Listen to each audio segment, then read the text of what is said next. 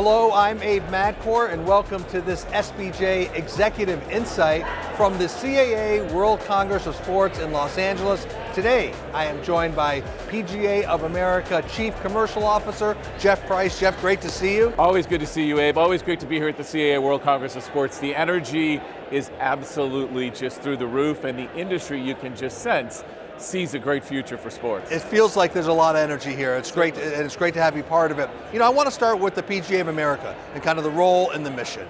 Well, it's an amazing organization, over 100 years old, and our mission is very simple: to serve the 30,000 plus members that we have, the men and women who are on the front lines of the $102 billion golf industry. And we then also look to grow the game through the great work that those professionals do. And so the recreational game, as you know, coming out of COVID has never been hotter. You take what's happening on course, the growth that you all reported, plus what's happening off the course, and things like Topgolf and simulators, and you're putting golf clubs into more people's hands, giving them access, and it's creating opportunities for our professionals to have different career paths, which we're really excited about. We focus on three kind of key career paths for our members. The golf operator, that's clearly one of the paths that's probably known. The club pro, the folks that you go to and engage with. We've got our teaching and coaching group. Those are the folks that are going to help you improve your game. And more, we're seeing executive managers, PGA general managers, running facilities, running businesses. And so for us, it starts with the $102 billion industry and the role that those 30,000 men and women play, and then training the next generation of people to step into the industry. And we've never been at a higher mark in terms of students in our educational programs at universities or associates that are training and coming to our new headquarters, PGA Frisco, the modern home of golf. And so that's what I was going to follow up on. All the indices seem to indicate that everything is growing, and the number of teaching pros, their compensation packages, their opportunities. So those are the KPIs that you're looking at. Exactly. Last year was the first time the average salary of a PGA of America golf professional crossed $100,000. So it's a great career. And the other part that's really interesting is we've started to do research and analysis of the next generation. What are they looking for? They want to be outdoors. They want to be leaders in their community. They want to be a part of something, but they also want to get a sport that can give back. And one of the things that we're most proud of is the sport is becoming more diverse. The biggest growth patterns in the sport are with female players and with diverse participants. That's happening at all levels of the game, but especially true in the under 35 audience. That coming out of COVID, picked up golf. We were very meaningful in the intent to make golf reopen as quickly as possible because we knew we could be part of the solution. Our PGA of America golf professionals were on the front line every day, having folks get a recreational experience. That effort has really paid dividends and is giving us the opportunity to see the kind of growth in the sport and the engagement that's sustainable. It's not a blip, we think. We think it's something that's going to continue to grow. To your point, Jeff, we've seen the growth over the last 3 to 4 years, and it has been consistent and sustainable. And so it's interesting how you juxtapose that to what people who are watching this video may know the PGA of America for, your tournaments and your big events. Our major champions, we're very fortunate to have a major championship on each professional tour.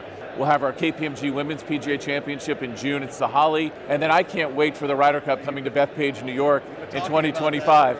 It's going to be epic.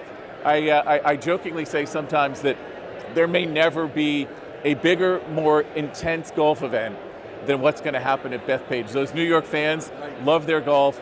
Europe is going to come back trying to take the cup. It should be very, very interesting.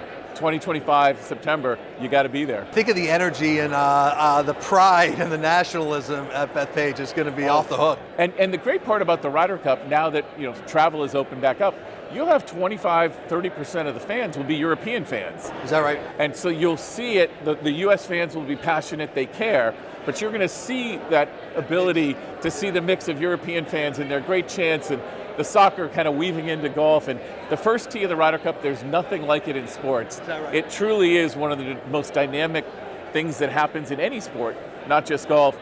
And what we want to do is make sure that we can showcase that. We talked about a lot of alternate forms and viewings. We want to make sure if you're not at Bethpage, you can have an experience where you feel like you're on the first tee.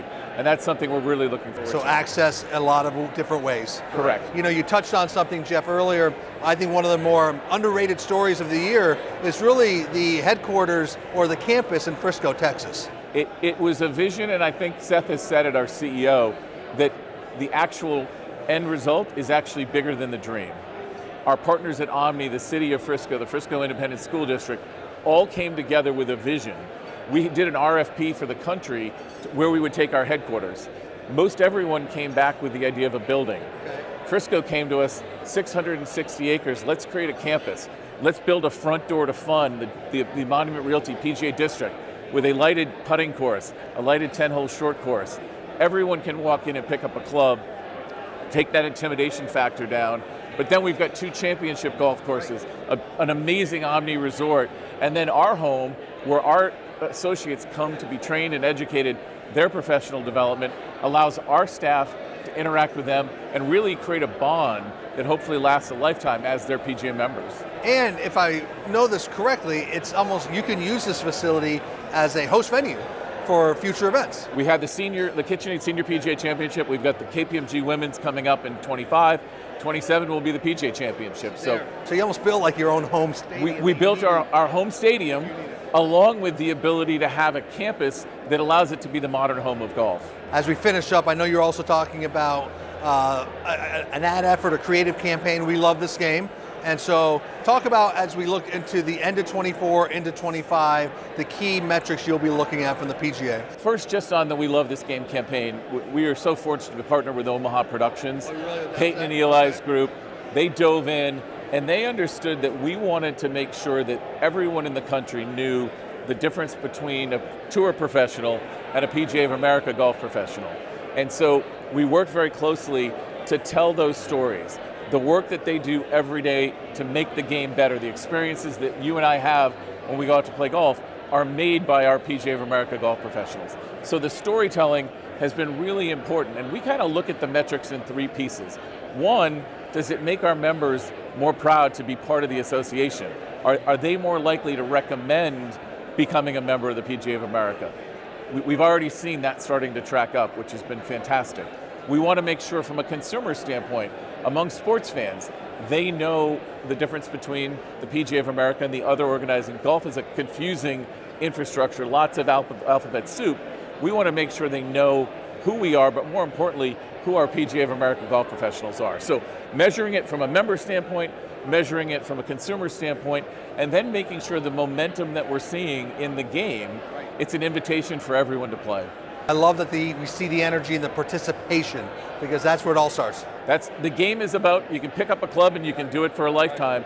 And the best way to do that is partnered with a PGA of America golf professional. Well, thank you for joining us on this SBJ Executive Insight from the CAA World Congress of Sports.